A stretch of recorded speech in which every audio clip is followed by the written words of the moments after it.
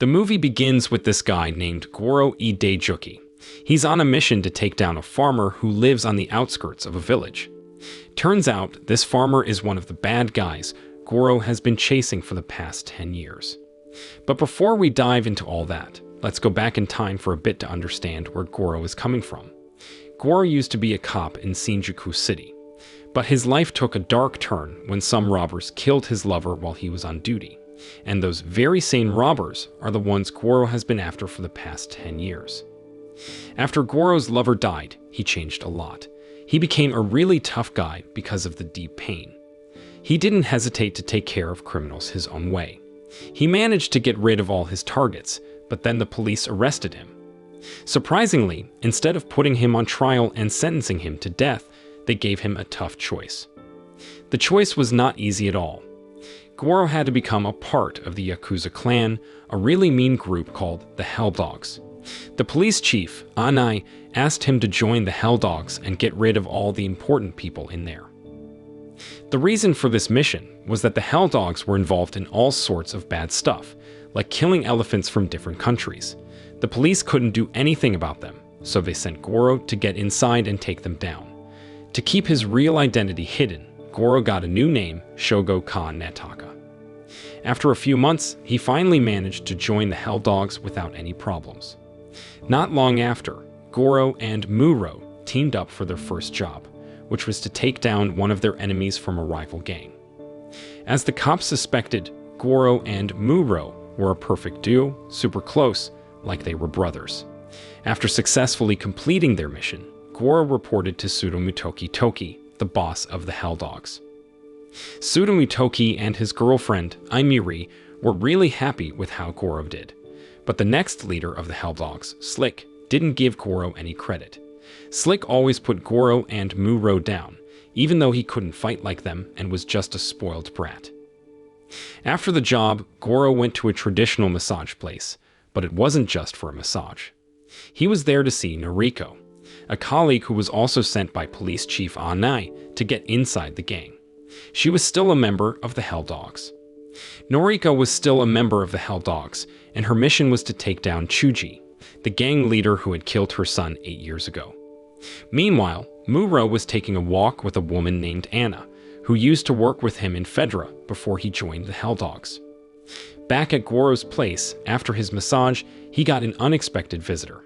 It turned out to be Aimiri, the girlfriend of the Hell Dogs' boss. Apparently, they were secretly seeing each other behind the boss's back. The next day, Goro and Muro had a new job. They had to protect a businessman named Yoshitaka Tokei, who was the mastermind behind the illegal ivory trade that the police were after. And Chuji, the person Noriko had been pursuing, was also present. He came with his gang to see who was tough enough to be Tokei's bodyguard. Being Yakuza members, the challenge ahead for Goro was not easy. They were thrown into a life-or-death test to become Tokei's bodyguards. Once they became Tokei's special protectors, Goro, Muro, and their secretary, Hiroki, were with him every day, even during his ivory trade business.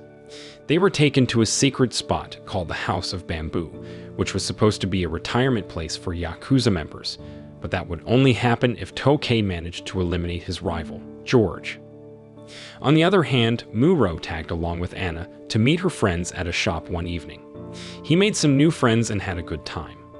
However, amidst the excitement, Muro suddenly heard a story that greatly interested him, the story about a cop seeking revenge for the death of his lover and other people killed by robbers. This officer had spent 11 years tracking down and eliminating those robbers, and he even supported the victims' families financially every month as a way of making amends. The police officer they were talking about was Goro Hideout. Meanwhile, elsewhere, Goro was walking through a place where he used to work as a cop 11 years ago. Suddenly, another cop who had been there back then recognized him. Goro Hideout was a well-known name among the locals, a hero. But because he was undercover as Shogo Kanetaka, the locals shouting his name made him pretty nervous. A few days later, Goro, Muro, and Hiroki were back on the job, tasked with escorting Tokei to a bar to meet his business partner. But things got heated pretty quickly. Tokei got really mad at these people because his partner, E.G., had secretly joined forces with George's family. To get E.G. to switch sides, Tokei offered him a big pile of cash. After sealing the deal with E.G., they all lightened the mood with some karaoke and some lovely ladies. However, in the midst of karaoke, Goro suddenly approached a woman and asked her to sip a drink he'd fixed for Tokei. Goro had a hunch that she might be an assassin sent to take out Tokei, and he was right. As soon as her cover was blown, she pulled out a weapon, ready to attack. Goro and Muro were ready too, and they took her down without holding back. They dragged the beaten assassin to an empty building for questioning. They needed to know who had ordered her to off Tokei, but no matter how much they pushed her, she wouldn't say a word. Eventually, after some time had passed, they got an update from their crew outside. Turns out, a gang was storming the building, and it turned out the whole thing was a trap set up by E.G. Out of nowhere, Goro and Muro had to jump into action to protect Tokei. They were up against a bunch of armed guys, and had to use whatever they could find as weapons. Tokei himself had to join the fight because there was no way out. Thanks to Goro and Muro's amazing skills, they eventually won, but sadly, they lost Hiroki in the brutal attack. After the battle, Muro and the rest of the Hell Dogs crew headed to E.G.'s place for payback. E.G., thinking his henchmen had already taken out Tokei and the others, was lounging in bed, enjoying the money Tokei had given him. But when the time came, all the Hell Dogs members had surrounded his house without him noticing, and they took down everyone, including E.G. The next day, they held a funeral for Hiroki, and all the Hell Dogs members, their families, and business partners were there. But as they were getting ready, one of Slick's subordinates, a Hell Dogs member, said something that shocked him. It was about Goro Idejuki. Turns out the guy had seen the people of Shinjuku calling out Goro's name as he passed by there. Goro's true identity, disguised as Shogo-kan Ataka, had been exposed. Still at the funeral, Tsutomu Toki asked Goro and Tokei to step aside for a private chat. Tsutomu Toki wanted to teach Tokei a lesson for his actions that led to Hiroki's death. Some of Tokei's guys, unhappy with their boss getting scolded, wanted to jump Tsutomu Toki. But Tsutomu Toki, being a real gentleman, was ready to cut off one of his own fingers as an apology for hitting Tokei. Goro couldn't let that happen, so he made Tsutomu Toki faint to stop him. Tokei himself admitted to being at fault. Once everyone had left, Slick showed up and got all mad at Goro for Hiroki's death. Muro, who was there too, didn't like Slick's attitude. He was filled with anger and wanted to take Slick out right there. But then Slick begged for forgiveness and revealed the truth. Turns out the guy he thought was his brother all along, Goro, was actually an undercover cop. But Muro, driven by his emotions, didn't listen and killed Slick on the spot. After Slick was killed, his bodyguard attacked Muro from behind with a knife. It was a brutal fight that happened when everyone was still mourning Hiroki's death. They went at each other, stabbing and slashing, until Muro managed to escape death. But when Goro found out, he saw how badly hurt Muro was and asked if what Slick had said about him being an undercover cop in the Hell Dogs gang to kill them was true. Without worrying about his cover being blown, he told Muro to get out of there because all Hell Dogs members would soon be after him. A few days later, Police Chief Anai paid Goro a visit at his place. He wanted Goro to take out all the founders of the Hell Dogs because Goro's true identity was no longer a secret. But things got even crazier when Amiri unexpectedly showed up at Goro's house. Unbeknownst to Goro that Amiri had been undercover with the Hell Dogs all this time, just like him. Meanwhile, Muro, who survived the earlier attack, headed straight to one of Anna's friends' workplaces.